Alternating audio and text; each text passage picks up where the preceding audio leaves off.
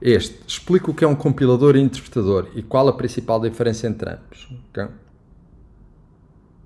Portanto, toda a gente ficou claro qual é a diferença entre compilador e interpretador, não é? Portanto, resumindo, um compilador é um programa que junta todos os fecheiros de código e traduz esse código para uma outra linguagem, tipicamente para a linguagem máquina. Okay? Pronto. Um interpretador é um programa que executa diretamente as instruções da linguagem de programação, não tendo um passo de tradução explícito. Okay? Pronto.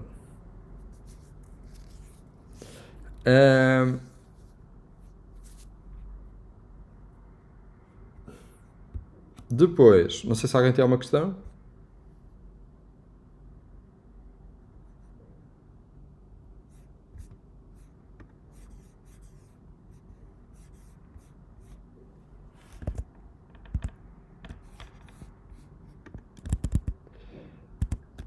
Ele também faz isso, mas a parte principal é que ele compila, traduz código, ok?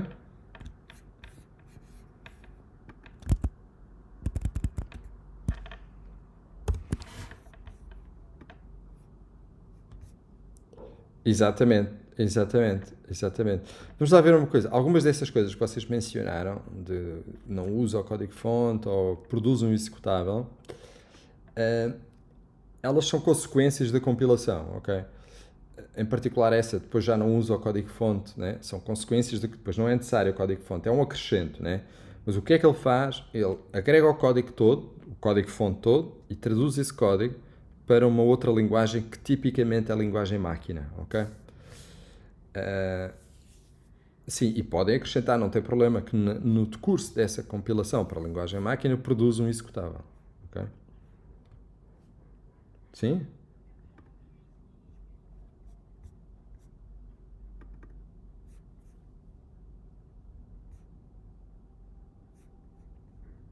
Está correto também, está lá esses passos, ok?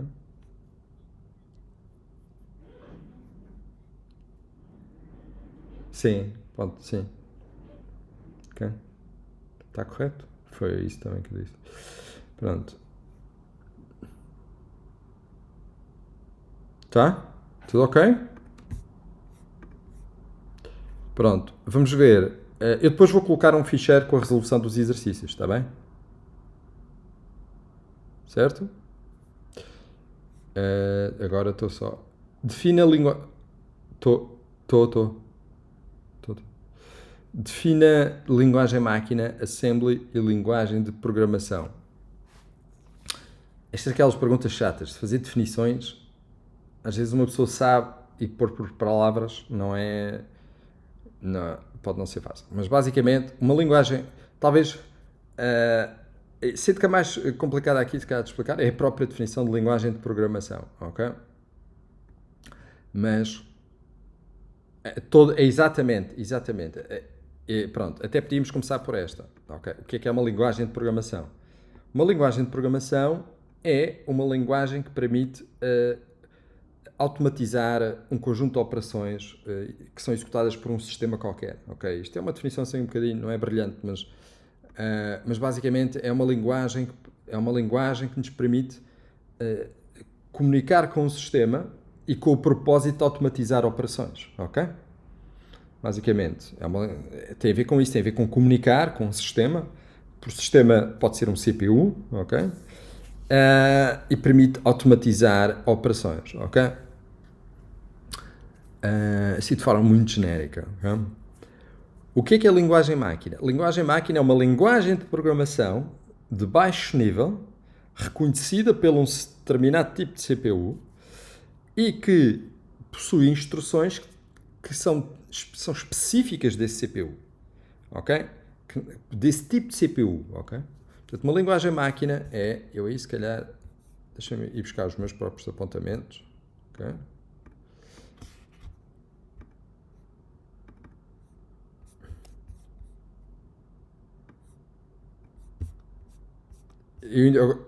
Pronto. Isso já não, isso é um nível já muito avançado, sim, mas sim. Sim, eu percebo. Uma árvore de sintaxe foi o que disse, não foi, não? Ok, sim, eu percebo. Porque a sintaxe é muito mais elaborada. Ainda temos que falar mais dessa noção de sintaxe e eu falarei com maior cuidado mais à frente, sintaxe e semântica, porque tem uma sintaxe muito mais sofisticada. Ahm, mas pronto, mas é basicamente o que eu acabei de dizer. Uma linguagem máquina, ou código-máquina, podem usar os dois termos, linguagem máquina, código-máquina, lá está, é uma linguagem de programação que é específica de um tipo de CPU, ok? E portanto, a linguagem máquina varia de tipo de CPU para tipo de CPU. Cada instrução tem uma representação direta em binário, ok? Tem uma representação numérica e em particular em binário. Okay? Depois, o assembly é uma representação textual da linguagem máquina, ok? É uma representação textual da linguagem máquina, é só isso. Enquanto que a linguagem máquina é um conjunto de instruções numéricas, que são instruções de programação, mas são numéricas, representadas tipicamente, ou quase sempre em binário. O assembly é a representação textual da linguagem máquina, okay? Ou seja, é basicamente a linguagem máquina, mas em vez de ser representada numericamente, essas mesmas instruções têm uma representação textual. E essa representação textual é mais legível e mais fácil para nós humanos de ler do que a representação numérica. Okay? Só isso. Exatamente, usa-se muito em programação em linguagem máquina e em assembly em particular, esse termo, mnemónica. Okay? As linguagens de programação que não são linguagem máquina nem linguagem assembly designam-se por linguagens de alto nível. Porquê? Porque elas não são específicas de nenhum CPU. E têm uma sintaxe, e são mais portáveis, sim. Tem uma sintaxe, isto é, tem umas regras de escrita do código muito mais elaboradas e, portanto, permitem exprimir ideias mais complicadas, mas também por isso o compilador ou um interpretador de uma linguagem de programação é muito mais complicado que um assembler. Porque, entre as coisas, como estava a dizer, o Nuno necessita de, enfim, técnicas mais sofisticadas de análise do código, nomeadamente recurso a árvores sintáticas e esse tipo de coisas. Pronto. E agora, o que são linguagens de programação compiladas e interpretadas? Refiro exemplos de linguagens pertencentes a cada uma destas categorias. Ok? Epá, vamos lá ver uma coisa. Eu não falei nisto convosco quando falei dos slides, mas estão lá nos slides. Costuma-se muito usar este termo, linguagens de programação compiladas e linguagens de programação interpretadas. Okay? É um bocado um exagero, é um bocado... É uma terminologia, se quiserem, corriqueira, mas que não tem grande sentido, na verdade. Porque não há linguagens de programação compiladas, nem existem linguagens de programação interpretadas. Há linguagens de programação, ponto final. O que se passa é que... Isto porquê? Porque qualquer linguagem pode ser compilada ou interpretada. Qualquer. Vejam o caso do Python. O Python, nós vamos usar um interpretador, porque é o que se usa mais. Está bem? Mas há compiladores de Python. Ok? Existem compiladores de Python. Então o que é que ficamos? O Python é interpretado ou compilado? Na verdade pode ser qualquer uma das coisas. Ok? Portanto, eu ponho esta pergunta aqui um bocado mais para debate. Estão a ver? Não é tanto porque haja uma resposta correta para esta pergunta. Estejam descansados. No teste, este tipo de perguntas eu faço de escolha múltipla. Portanto, está lá sempre uma resposta. Está bem? Mas, neste caso concreto, no fundo, se calhar a resposta correta é o que são linguagens de programação compiladas e interpretadas? A resposta é não existem. Ok? Pronto. O que existem são... Olha, Ismael, estás cá. Tudo bem? Tudo bem? Pronto. O que existem são linguagens de programação. O que se passa é que há linguagens que tendem a ser interpretadas. Python. Hoje em dia eu acho que é quase a única. Não sei se o Ruby agora ainda é interpretado ou compilado. Mas até há uns anos atrás, até há 20 anos atrás, era Python, era JavaScript, era PHP. Pronto. Essas. E Ruby. Depois há linguagens que tendem a ser compiladas. C, C++, Java, C#. Estão a ver? Agora, nada me impede a mim de agora desenvolver, a não ser o facto de não ter tempo, nem, se calhar, e nem possibilidades para isso, mas nada me impede de desenvolver um compilador de C Sharp, por exemplo. Desculpem, um compilador já existe, um interpretador é o que eu queria dizer. Ok? Percebem? Mas pronto, vocês vão ver na literatura, eu ponho esta pergunta aqui porque às vezes vocês começam a ler sites e a ver vídeos no YouTube e vão ver este termo. Python é uma linguagem interpretada, Java é uma linguagem compilada. Vejam isso sempre com um grão de sal, está bem? O que as pessoas estão a querer dizer é que tipicamente interpreta-se Python e tipicamente compila-se Java. O que não quer dizer que de hoje para amanhã não encontrem um interpretador de Java e um compilador de Python. E, por exemplo, existe um, chama-se Cython, ok? De Python. A gente depois pode eventualmente falar um bocadinho mais sobre o Cython. E por exemplo, o PyPy. O PyPy é também um compilador de Python, ok? Pronto. Tudo ok?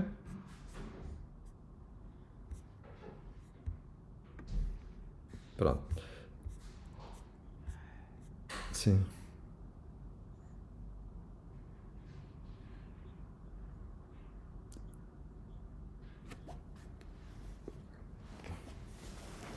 Porquê é que lhe chama simuladores?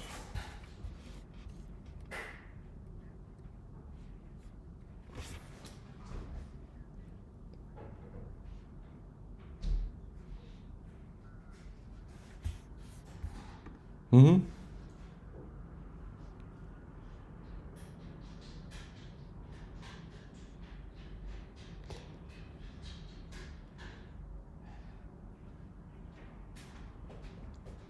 Ok. Mas pronto, ok. Isso não. Eu não. Quase certeza, Jeremias, há um compilador por trás que está a fazer isso. O que está a acontecer é que há um chamado compilador just in time. Isto é, que compila à medida das necessidades. Portanto, eu quando vos falei de compiladores e interpretadores, eu disse-vos, eu vou-vos apresentar o mundo a preto e branco. Estão a ver? Compiladores e interpretadores. Mas há todo um meio caminho entre eles, ok? Vou-vos dar um exemplo. JavaScript. JavaScript nem precisam de ir a nenhum site. É só abrir a consola no browser, ok? Por exemplo, isto é JavaScript.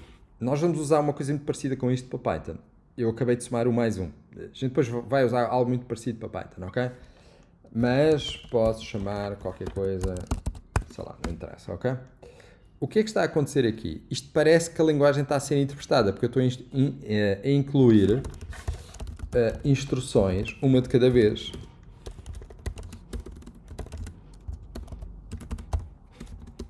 Opa, sem querer, carreguei aqui numa tecla.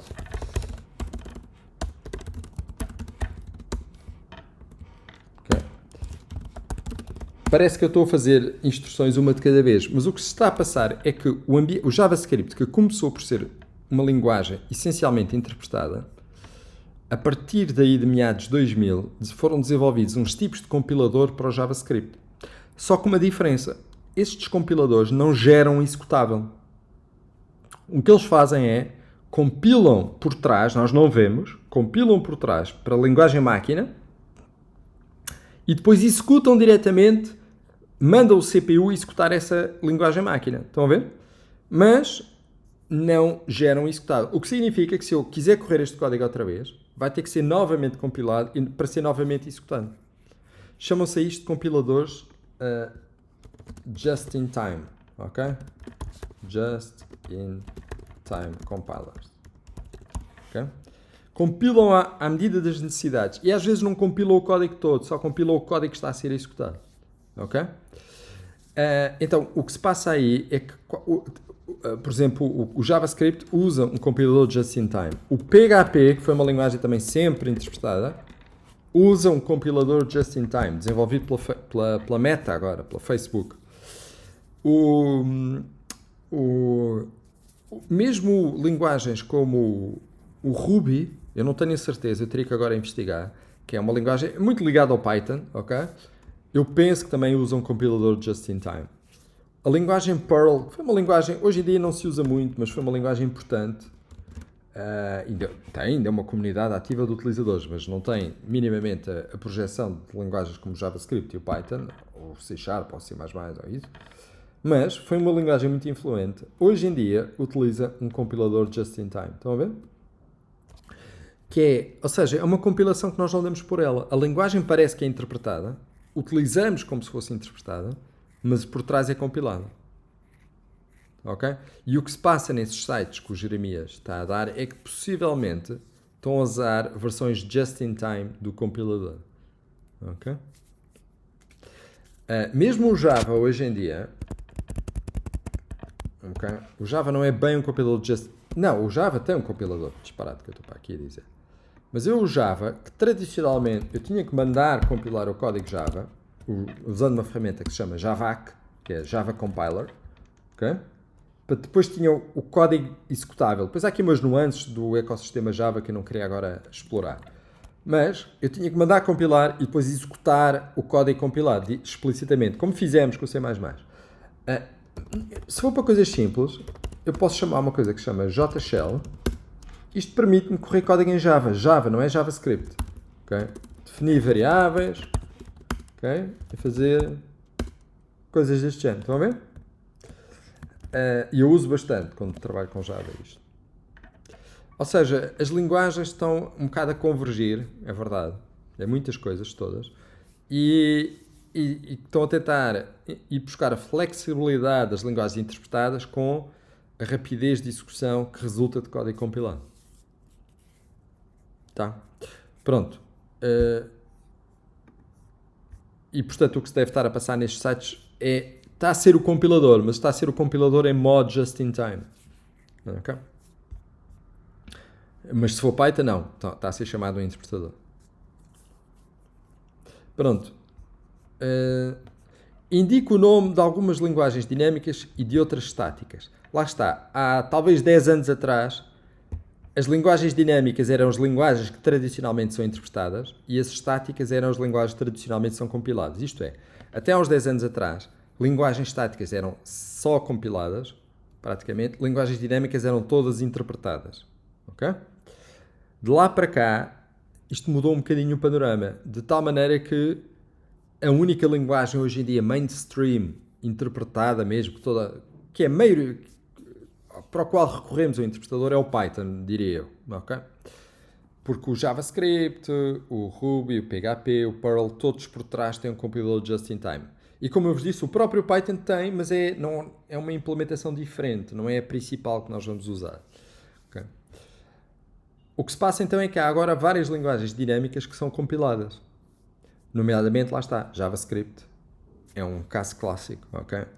É muito dinâmico, ok? Ainda mais num certo sentido que o Python, mas por trás utiliza... Pronto, olha, vai ver, há obras aqui no meu prédio, no andar por cima do meu, ok? Vocês estão a ouvir barulho? Não? Pronto. Vai ser... Não, o que é giro é que eu tenho 2 sítios onde dou formação. Um é o sítio onde eu moro mesmo, outro é este sítio, e ambos os sítios há obras agora. É espetacular. E já não é a primeira vez que isto acontece.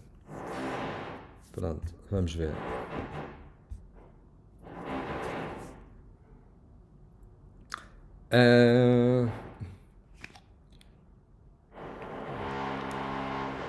Bem, vamos para os fluxogramas. Ok?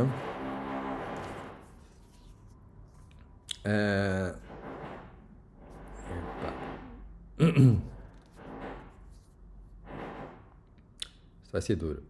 Vocês não estão a ouvir, mas está aqui uma coisa... Pronto.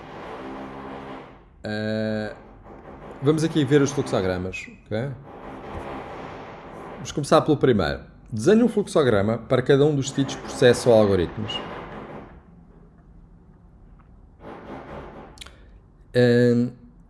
Considere o processo de tradução da frase. Eu gosto de marmelos. Outra frase qualquer, não interessa. Começamos por pedir a língua para a qual a queremos traduzir. Portanto, a frase é fixa.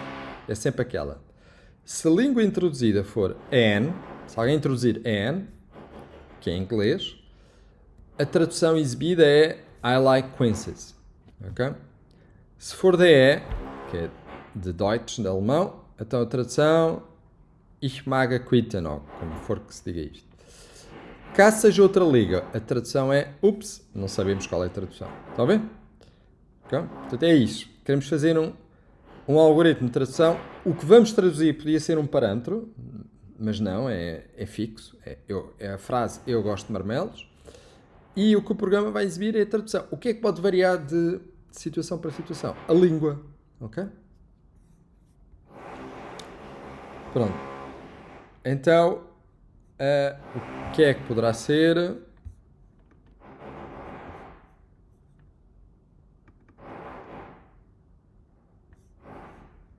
Só um segundo.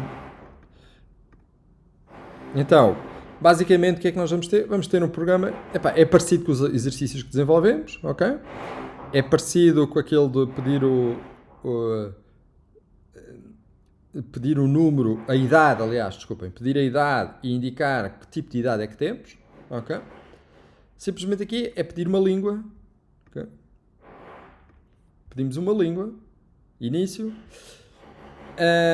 pedimos um L, e o L representa a língua. Se o L for EN, então vamos exibir I like quinces. Se não, bem, então temos que ver outros valores do L. Se o L for DE, vamos exibir Ich mag quinten. Ok?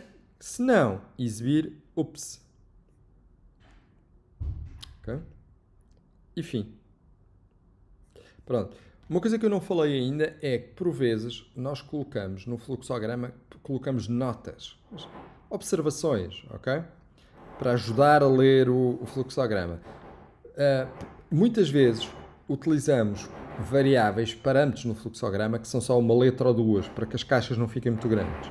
Então, uma das utilidades das notas é indicar o que é que significa estas letras. Por exemplo, o que é o L? Se eu olhar para isto, o que é o L? Bem, o L é a língua de tradução. Então temos este símbolo, que é uma espécie de...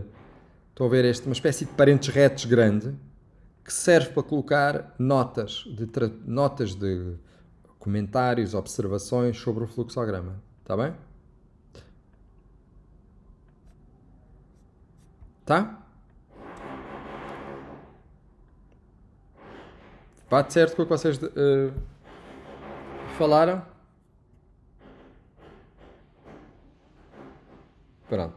Então, deixem-me só aqui falar também de outro elemento dos fluxogramas que eu não mencionei no primeiro dia. Eu não costumo usar muito, mas faz parte, ok? E se vocês forem ver aqueles apontamentos do meu... Se forem ver aqueles apontamentos do meu colega...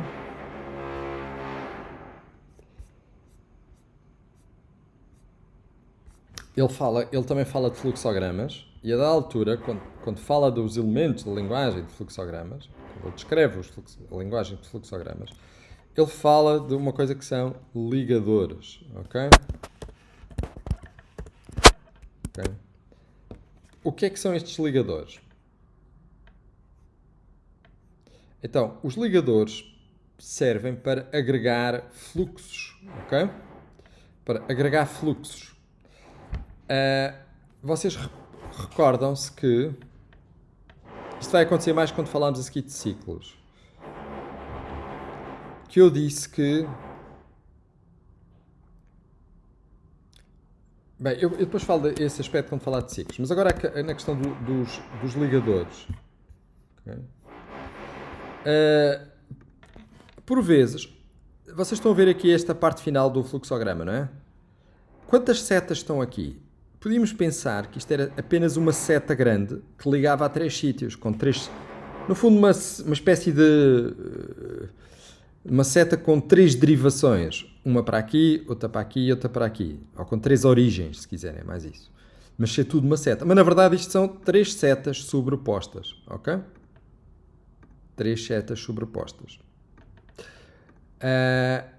E, em teoria, qualquer elemento de um fluxograma, seja o elemento, seja a bola de fim, seja uma operação genérica, seja um paralelogramo, em teoria, esse elemento só tem uma seta de entrada, ok? Então, o que foi criado foi um elemento que se chama um ligador. O que é que faz um ligador? Um ligador serve para agregar fluxos de execução. Ou seja, isto que eu estou aqui a representar, okay, desta forma, se eu fosse mesmo purista e muito exato, eu devia ter usado isto, esta bola, para agregar fluxos.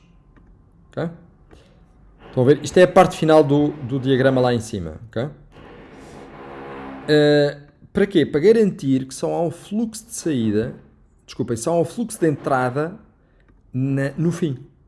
Ok? Então punha aqui um ligador. Ok? Porque a ideia do ligador é agregar fluxos de saída que vão levar a um sítio comum e garantir que a partir do ligador só há um fluxo de saída. Okay? Ou seja, é um requisito um bocadinho teórico, se quiserem. Às vezes dá jeito para perceber, ver um sítio onde se agrega linhas, mas em teoria não é necessário. Ou seja, isto que eu aqui tenho, que são 3 setas sobrepostas, né? Podiam estar separadas, mas são 3 setas sobrepostas. Se eu quiser ser purista mesmo e representar as coisas de acordo com a especificação inicial dos fluxogramas, eu colocaria aqui um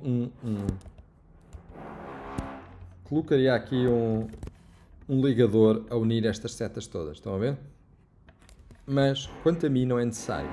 Em particular, quando estamos a fazer fluxogramas à mão, isto complica bastante. Ok? E às vezes temos pouco espaço, ainda estar a pôr um ligador.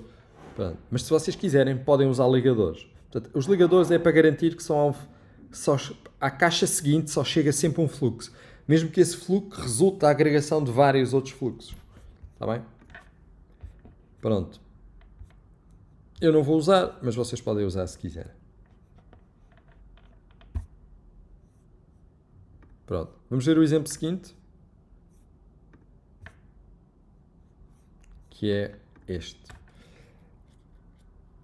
Vamos descrever o processo de seleção do caminho a tomar entre as localidades de Senhor Furtado, que vamos designar por SF, e Cima da Banheira. Okay? Estas duas localidades, cujos nomes são inspirados por localidades na área metropolitana de Lisboa, estas duas localidades são ligadas apenas por 2 estradas, N1 e N2. Ok? Pronto, vamos assumir, ok? Ou seja, não há outro caminho possível entre SF e CB. O processo é o seguinte: é obtido, é lido, é processado de alguma forma o estado do trânsito. E caso este seja elevado, caso o estado do trânsito seja elevado, então a estrada a seguir é N1. Caso o estado do trânsito seja baixo, então o caminho é por N2. Ok? Considere que o estado do trânsito assume estes 2 valores apenas. Repare que o caminho, isto é, a estrada a seguir, é um parâmetro de saída do processo. Ou seja, o objetivo do fluxograma é lido o estado do trânsito, ok? E o que isto vai dizer é qual é o caminho por onde vamos seguir, ok? Qual é o caminho por onde vamos? Só isso, ok?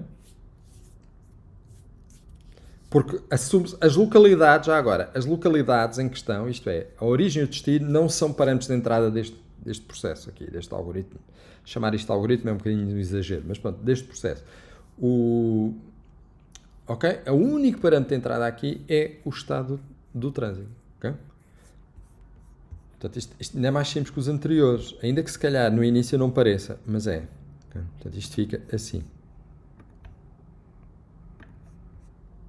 Início, ler estado do trânsito. O estado do trânsito é elevado? Se sim, exibir N1. Se não é elevado, vamos assumir que é baixo, ok? Exibir N2. Só nos foram dados 2 valores, ok?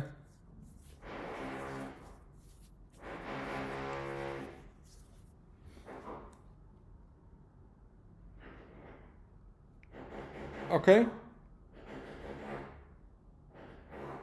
Faz sentido? E portanto estão a ver que eu aqui coloquei estas notas, aqui em cima a dizer ET estado de trânsito, e aqui coloquei uma nota a dizer não implica que o estado do trânsito é baixo, porque o enunciado é isso que nos dá a entender. Mas vamos ver que o contrário de elevado não é baixo. Depois veremos. Mas aqui só há duas possibilidades. Okay? É o que nos é dado.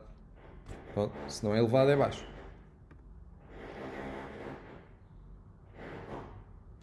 Pronto. E fica assim. Sim.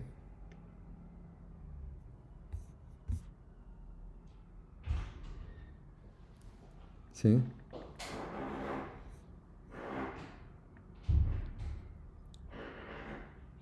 Não, mas um caminho só é usado, um caminho só é usado quando o estado do trânsito é elevado e o outro só é usado quando é baixo. Ok? Pronto, isto obviamente não é muito realista, né? A gente usa o caminho quando quer, né? Não só em função do trânsito, mas pronto, mas neste mundo simplificado, o que acontece é que só vamos por um caminho, pelo caminho por N1, se o estado for elevado, ok? Pronto, é assim. Considere agora que existe.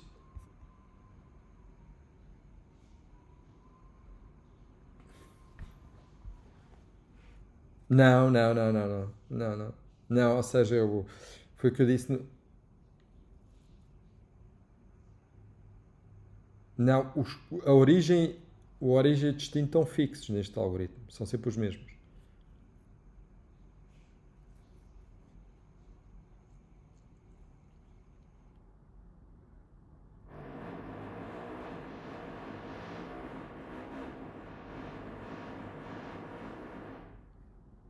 Não.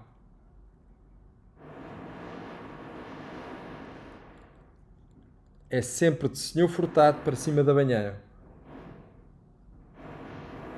Ok? Aliás, peço desculpa.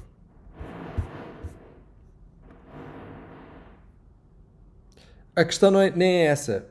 A questão não é essa. É sempre. O que eu queria dizer não é sempre de um para o outro. É sempre entre aqueles dois. Mais nada. Ok? É só a estrada. Ok? Portanto, o ponto aqui é obter apenas a estrada. Ok? Só isso. Vamos ver o seguinte. Que é uma continuação deste. Desculpa lá, está aqui um barulho demasiado. Considere agora que existe uma terceira estrada entre Senhor Furtado e Cima da Banheira. Okay? A estrada regional CC1. Não interessa. Esta estrada deve ser utilizada entre as 10 e as 12 e entre as 14 e as 16. E apenas, isto é importante, quando o trânsito é elevado. Okay? Portanto, esta estrada deve ser utilizada entre as 10 e as 12 e entre as 14 e as 16 e apenas quando o trânsito for elevado. Ou seja, se estivermos entre, por exemplo, 11 da manhã ou 3 da tarde, mas o trânsito for baixo, não se utiliza esta estrada. Está bem? Nestas condições, portanto, estamos naquele período horário e o trânsito é elevado, o trânsito é todo orientado por CC1. Toda a gente vai por CC1. Ok? Fora deste horário, e quando o trânsito for elevado, o caminho continua a ser apenas por N1, e se for baixo, é por N2. Está bem? Certo? Só um segundo. Eu se calhar vou ter que mudar de sítio, porque isto vai ser um bocado complicado.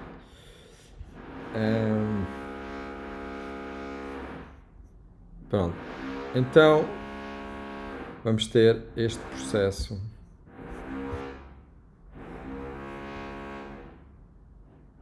Assim. E eu tenho aquela observação, a hora é importante, ok? E a hora é importante. Mas nós começamos por ler o estado do trânsito. Se o estado for baixo, mais uma vez, nós só consideramos dois estados. O estado do trânsito ou elevado ou baixo. Se não é elevado é baixo, neste caso. Então vamos sempre por N2. Concordam comigo? Sempre que o estado for baixo, vamos sempre por N2. Se o estado do trânsito for elevado, é que vamos ver, vamos por N1 ou vamos por CC1? Bem, depende das horas. Okay?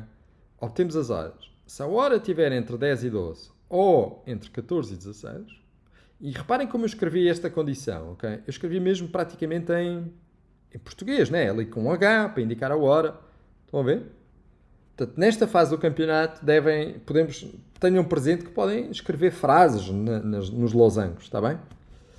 Se estiver entre 10 e 12, vamos por CC1, se não, vamos por N1. Tá?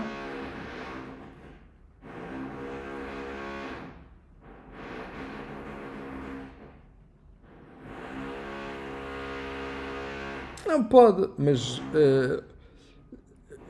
ou seja, pôs este obter a hora, pôs logo a seguir a obter o estado do trânsito, ou a seguir. Desde que depois a lógica esteja consistente, o que se passa...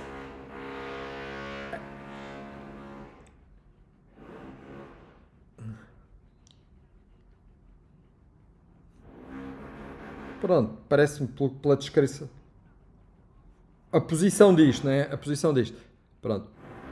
O que se passa é que vai estar a fazer uma coisa que não é necessária se o estado for baixo. O estado do trânsito for baixo, que é ler a hora. Está a ver? Mas não tem mal. Está bem? Ok? Mas se o estado do trânsito for baixo, você já sabe que vai sempre por N2.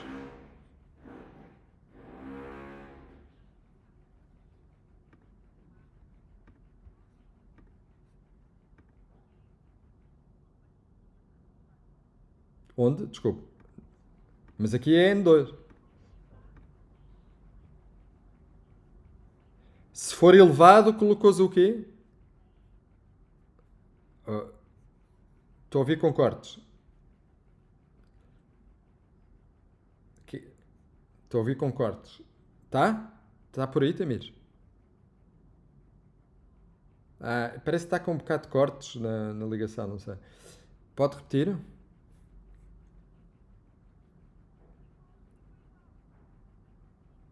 Pronto, mas no seu lado, onde tem... Começa por ver se o estado é elevado, não é? Se não, na seta do não, tem a seguir exibir N2 como eu? Ok, então pronto, está correto. À partida está correto. E no sim, vai ver as horas. E no caso do sim, vai ver as horas. No caso do sim, tem que ver as horas. Se o estado for elevado, tem que ver. Em que horas... Que horas são? São 11. Então eu posso ir pela CC1. São 1 da tarde. Não, tenho que ir pela N1. São 10 da noite. Tenho que ir pela N1. Ok? Certo? Pronto. Eu pus aqui mais representações. Estão a ver este losango aqui? Eu tenho aqui representado duas formas diferentes, ok? Podiam ter usado estas notações. Okay? Por exemplo, eu posso representar desta forma. Se está entre 10 e 12, H, 10 menor ou igual a H, menor ou igual a 12. Já agora é isto que faremos em Python. Em Python é assim que representamos intervalos. É desta forma, ok? Ou entre as 14 e as 16. Estão a ver? Desta forma. Também podiam ter usado a notação matemática. Eu aqui estou a usar o símbolo euro como sinónimo, o símbolo de pertence, que é um símbolo em matemática que é parecido com um E, que significa pertence a um intervalo. Ok? H pertence a 10, 12, ok? Ao intervalo de 10 a 12, fechado, ou H pertence ao intervalo fechado de 14 a 16. Estão a ver? Pronto, são outras formas. Isto, para efeitos deste problema, ou isto, é a mesma coisa, está bem? Pronto. Tudo ok? Agora relembrem-me. Eu tinha-vos pedido para fazerem o 8.4.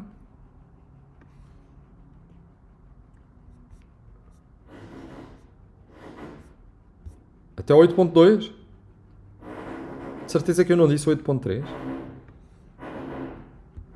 Pronto, olha. Sim, está bem. Ok. Então pronto. Deixa-me aqui, já agora, para a gravação.